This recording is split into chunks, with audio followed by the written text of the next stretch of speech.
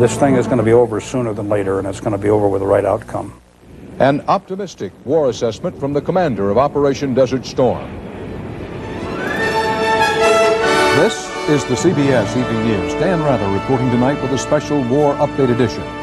Good evening. 3 weeks into the Gulf War, U.S. commanders say Iraq's military may be cracking under relentless bombardment. All signs point toward a looming ground offensive on Kuwait. A huge amphibious force is set to go now in the Persian Gulf, and most Allied ground units have moved now up to positions from which they could launch their attacks. President Bush said today he is sending his top military advisors to Saudi Arabia for a first-hand status report, though the president denied that that means he's ready to order a ground offensive.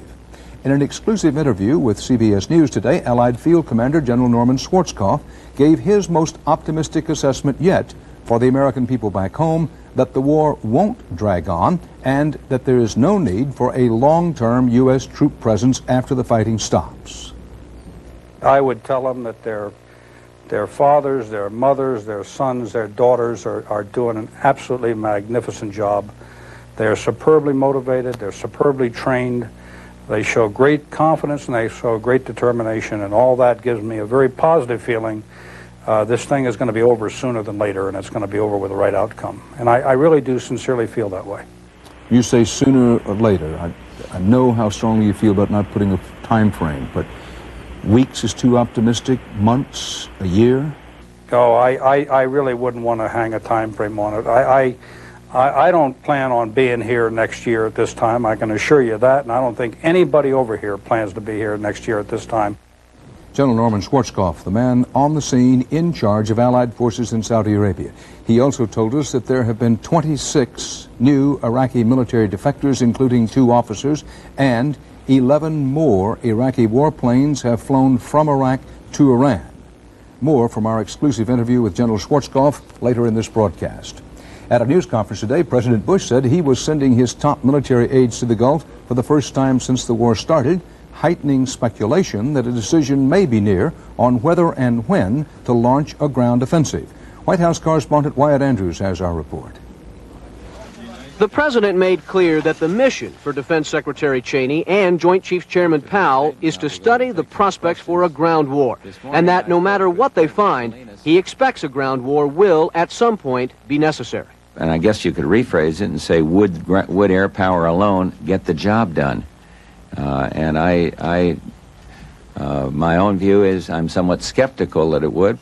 Mr. Bush today insisted that saving American lives is top priority, but said he'll order the ground war when cold military calculations say it's time.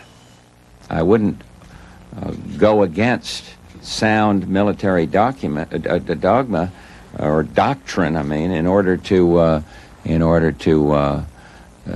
just delay for the sake of delay, hoping that it would save lives. To the president, a long air war would also allow more time for anti-American Arab emotions to deepen. And the president implied today that punishing Iraqi troops from the air cannot alone force Saddam to retreat. Because when you shove people into battle, pushing them from behind to be defeated clearly and surely, I can't figure out what he's thinking.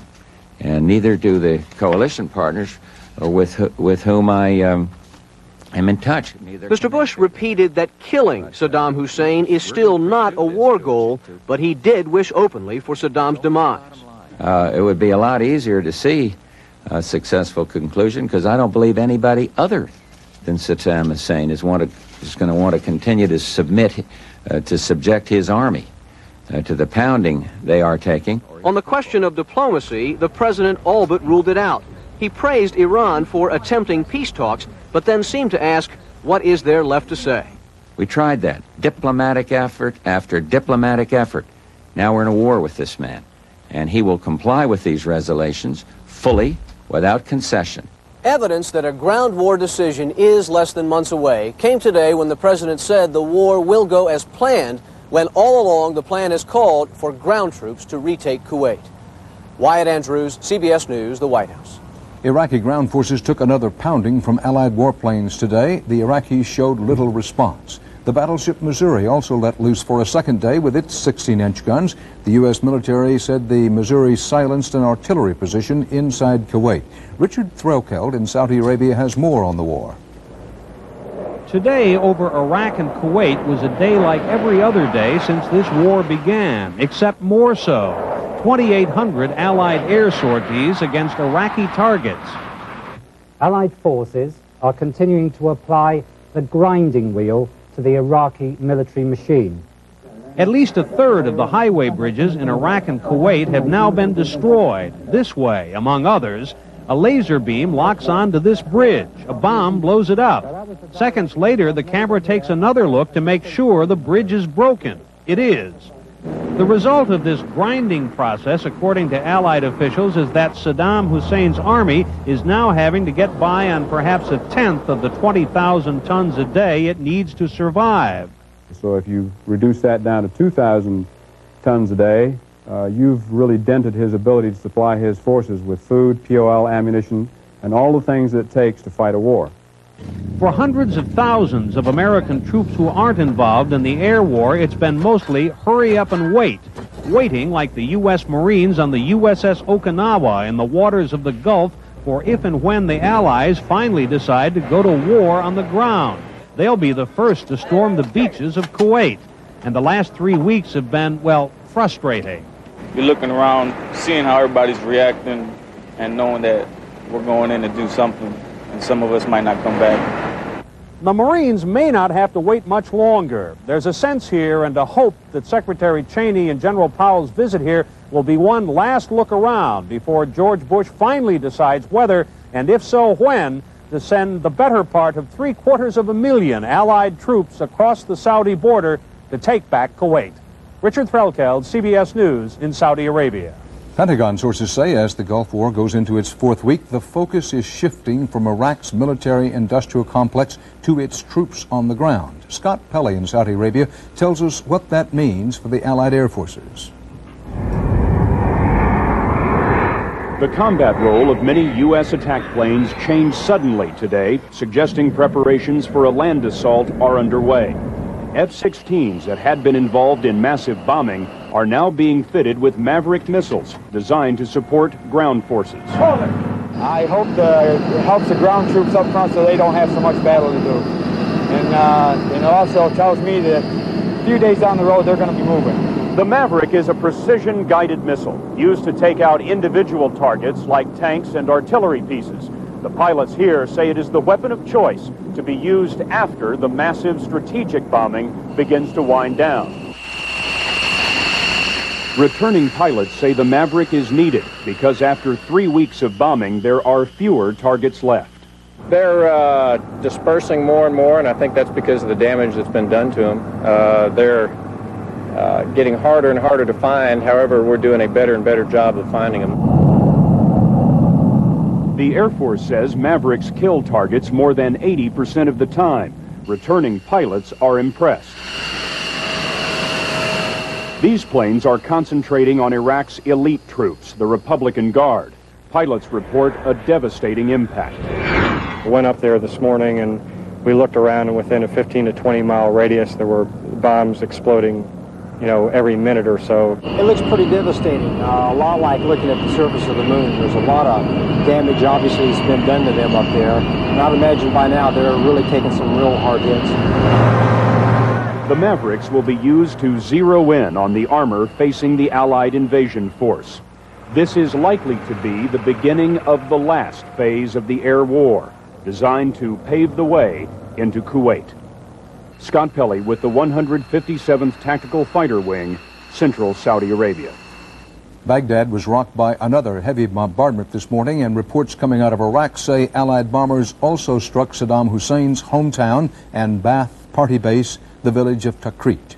Iraq says civilian casualties are now 428 killed, 650 civilians wounded. That cannot be confirmed.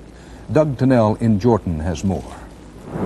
Nearly 3 weeks into the Gulf War, Baghdad at night looks very much as it did in the first few hours of combat. Warplanes targeting the suburbs south and west of the capital roar over the center of town. But it is a vastly different city than before the war, a city of 4.5 million people where housewives do the wash on the banks of the Tigris, water is rationed, and many walk to work. The regime today banned the sale of gasoline and home heating oil to civilians. The Allied air war has turned vital supply routes into free fire zones. The road to Jordan is so littered with wreckage and bomb craters, cars have to drive into the desert to avoid them. The loss of civilian lives and virtual closure of this vital source of oil for Jordan has enraged Arabs who were once among America's best friends. A senior Jordanian official today said relations with the United States have not been this bad since the 1967 Mideast War. You could hear it from the women at the fundraiser for Jordan's People's Army in Amman this morning. We are Arabs, and we are feeling that we are persecuted. What sort of an administration is this? What sort of terrorism is this? This is terrorism, you know? Sir. And you could hear it from some of the same women's children tonight when the TV news announced that Iraq had claimed to have shot down more Allied warplanes. If those planes weren't shot down, they would have killed many people, many children, and destroyed many buildings, houses.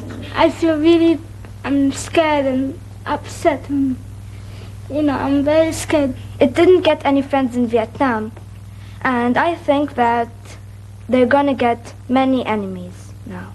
Western leaders may see a new order, fresh hopes and dreams rising from the ashes of the Gulf someday, but that is a vision not shared here. Doug Tennell, CBS News, Amman. It has been just over 2 weeks since 4 CBS newsmen, correspondent Bob Simon, producer Peter Bluff, cameraman Roberto Alvarez, and soundman Juan Caldera, headed out in the desert of Saudi Arabia to find and bring back a report for this broadcast. They have not been heard from since. CBS News has been checking unconfirmed reports, increasing numbers of unconfirmed reports, that the newsmen may now be in the hands of the Iraqi army. Still to come on the CBS Evening News, Ray Brady on a proposal by President Bush for the biggest help to bankers since the Depression.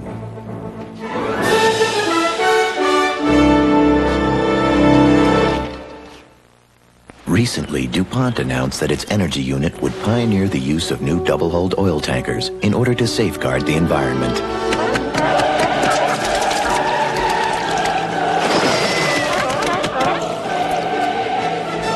The response has been overwhelmingly positive.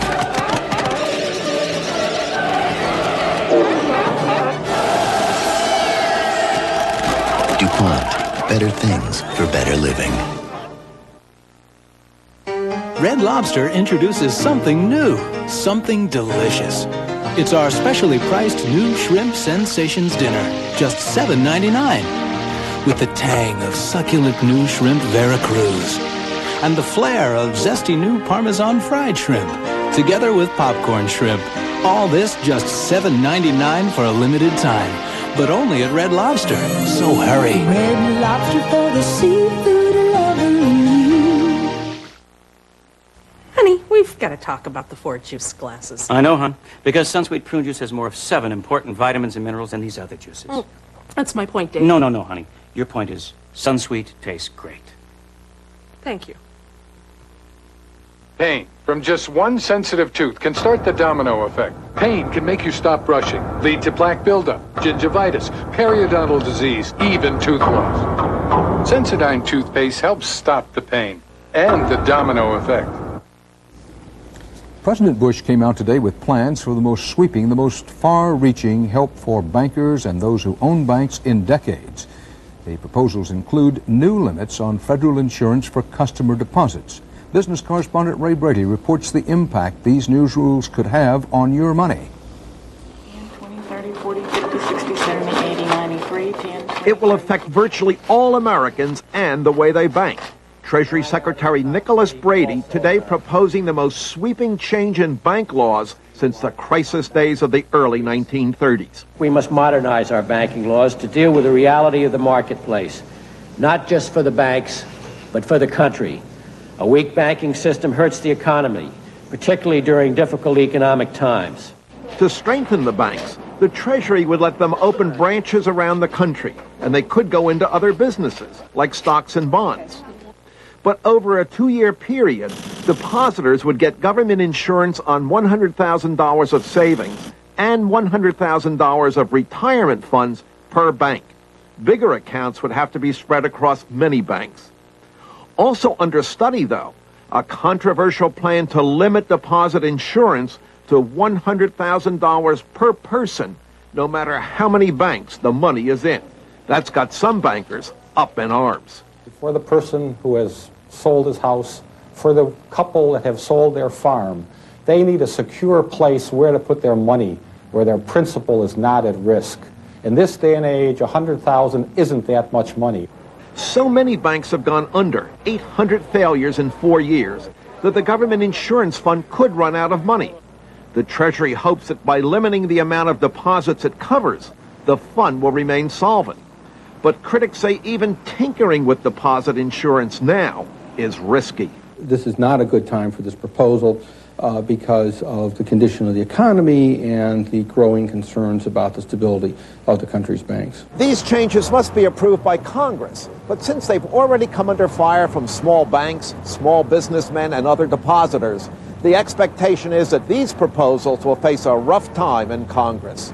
Ray Brady, CBS News, New York. A senior vice president of one of the nation's largest savings and loans, seized by federal regulators, was charged today with taking $2.5 million in bribes. William Spagnoli of New Jersey-based City Federal Savings Bank is accused of taking the bribes to approve hundreds of millions of dollars in real estate loans. 4 developers pleaded guilty today to giving bribes. At his news conference, President Bush said the United States, Mexico, and Canada will hold talks on creating a North American free trade zone. Trade among the 3 countries totals about $200 billion a year. Mr. Bush said a trilateral agreement could lead to a free trade pact for the entire hemisphere.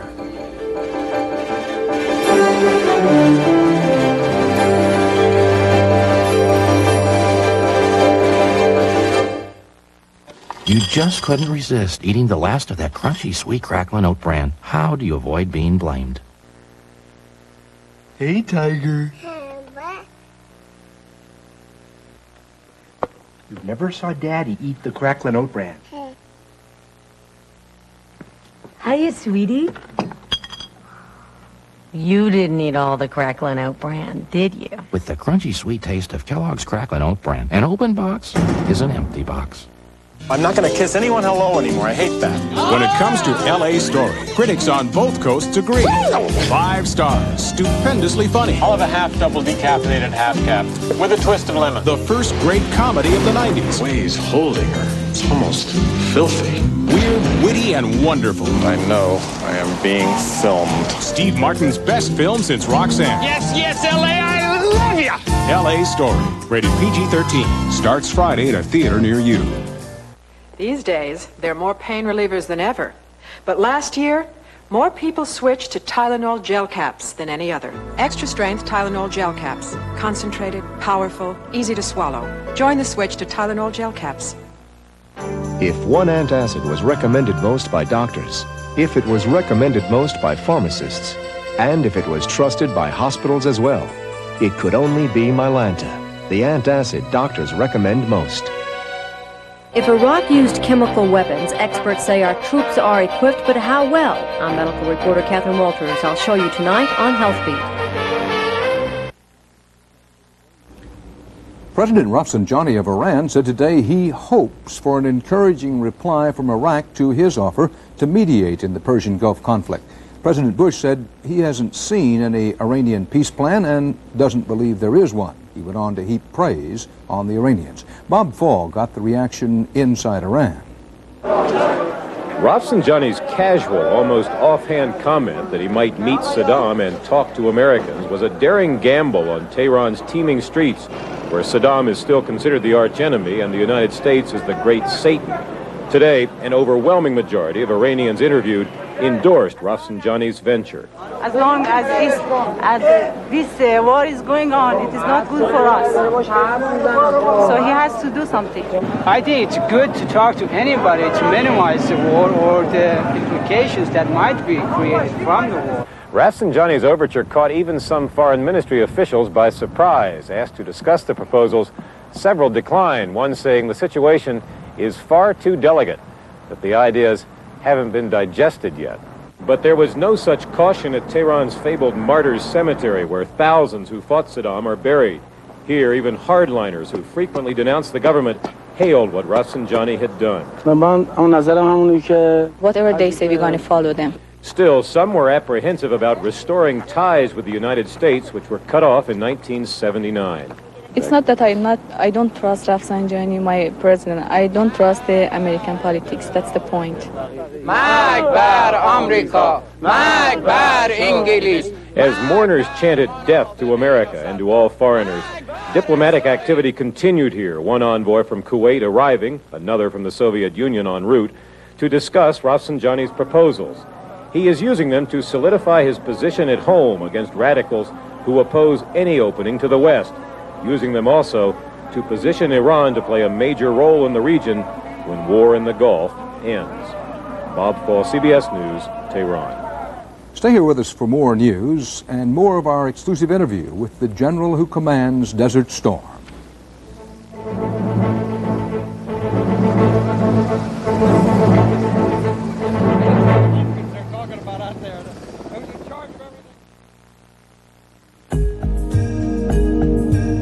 During the course of one 60-minute workout, a body can be depleted of vitamins B6 and C, carbohydrates, and valuable potassium, all of which, it so happens, can be replaced by eating one Chiquita banana. So whatever you put out, put back. Chiquita, quite possibly the world's perfect food. What pain reliever do doctors trust so much they've recommended it over 50 million times in just 6 years? Advil. Gentler to your stomach than aspirin. Safe, trusted, doctor recommended. Advil. Advanced medicine for pain. When 1 in 4 adults looks at dairy food, their stomach says stop. Say no now or pay later. Antacids aren't made for this problem, called lactose intolerance. But new Dairy Ease is. It's not an antacid, but a natural nutritional supplement that helps comfortable digestion of ice cream, cheese, and milk. Now enjoy dairy food as naturally as everyone else with pleasant-tasting, chewable new Dairy Ease. In art, taste is subjective, but in life, good taste is well defined. Fancy Feast gourmet cat food, exceptionally moist and delicious. Fancy Feast. Good taste is easy to recognize. Battered women who kill. And then I fired the gun. Should they go free? Till death do us part. 48 hours, Wednesday. There are widespread expectations that Saddam Hussein may try additional forays into Saudi Arabia, perhaps much farther west than his earlier ones along the coast. With that thought in mind, I want to pick up more of the interview we had today with the Allied commander of Operation Desert Storm, General Norman Schwarzkopf. The man in charge and on the scene in Saudi Arabia told me he spends much time checking and rechecking his own battle plan and trying to figure out and counter Saddam Hussein's. Well, you know, actually you go in and you go to sleep, but there's a million thoughts going around in your mind, and I wake up 4 and 5 times a night thinking, why didn't I do that, or I've got to remember to do this tomorrow or say that tomorrow. And if you had to pick one thing you think about the most, General, what would it be? Well, there's really 2 things. Number one, I do worry all the time about the plan, that the plan's the best that possibly can be, that there's no flaws in the plan that are going to cause us to take a lot of casualties. Then the other thing, I'm always trying to get inside Saddam's decision circle to try and figure out what he might be trying to do so I can be ready for it and counter it and take counteraction. Both of those things. I'm fascinated by that you, as the commanding general in the theater, think a good deal of the time of what's inside Saddam Hussein's head and what he might do and how you'd counter that. Is that the way your thought process works? Well, it's got to work that way. I mean, you know, to date, as I've said often, I've been very surprised by the lack of aggressiveness on the part of the Iraqis, but you know that eventually, for his own, just to save face, he's got to do something. So you know that something's coming, and what I'm trying to do is figure out faster than he does what that something might be, and to make absolutely sure I've got those bases covered. What do your reports tell you about Saddam Hussein? When I saw him once over a 3-hour period, not too long ago, he was intensely controlled, but he had about him a certain, almost a sense of he was about to rendezvous with destiny. What do your reports tell you? Pretty much the same thing, and we've had those reports even long before, you know, the campaign actually began, that it was almost a fatalistic, a sense of fatalism, that his destiny, his die was cast, the outcome was going to be the same no matter what he did, and therefore he had nothing to lose by proceeding, by holding a hard line, and we continue to get the same sort of report. Is he, in your judgment, General, the kind of man who might crack? Can you foresee possibly just killing his determination to go on? No, if you look at his life and the type of life he's lived, I don't think he is. I don't think he's capable of cracking in the sense that you and I might think of a person cracking. I think that what's capable of cracking is the entourage around him. That's pretty much the model for how someone like Saddam Hussein is brought down. You think the Iraqi inner command around him and the Iraqi soldier himself might crack? I want to make sure I understand this. Well, no, I'm talking about this. You know, Saddam has been kept in power by a very close circle of friends and relatives, and by a very hardcore military organization. That's what has allowed him to survive the many coups, the many attempts on his life. And that's the group, I think, that's possible that will crack when they see the devastation that's being wrought on the country and on the armed forces as a result of Saddam's decision-making process. General H. Norman Schwarzkopf, the commander of Desert Storm. The general said, by the way, he's suffering a bit from the flu today. We'll be back in a minute.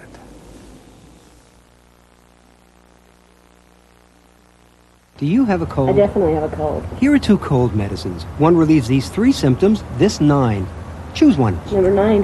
Why? I have these 9 symptoms. Aches and pains, congestion, my throat really aches. You chose Dristan over Sudafed. Are you surprised? Definitely surprised. Would you try Dristan? Right, yes. How do you feel now? I feel really good. I can breathe, I can smell things. Dristan relieves 9 tough cold symptoms. Dristan definitely works. Here's coffee. You know, my decaffeinated is darker than yours. And you wake up perkier, and your newspaper's more in-depth. Wait. I'll do it again. Here's your brand. My Folgers Crystals. Mountain grown. I'm filling. I'm pouring. I'm darker. Okay. Can I have a taste? Sure. Decaffeinated Folgers Crystals. So dark and rich. Shouldn't you switch? You know, your decaffeinated is darker than mine. Because of high cholesterol, 1 out of 4 adults is gambling with heart disease. You can leave it to chance or do something about it with a diet including Fleischmann's margarine. 0 cholesterol, low saturated fat. Fleischmann's, because your heart is in your hands. Hi, what'd you bring back? Diarrhea. Of course, you forgot your kaopectate. Advanced formula kaopectate. Just 1 dose helps relieve diarrhea fast. Next time, I won't forget the kaopectate. Guaranteed to stop diarrhea fast. This is CBS. Good evening, I'm Vicki Yates.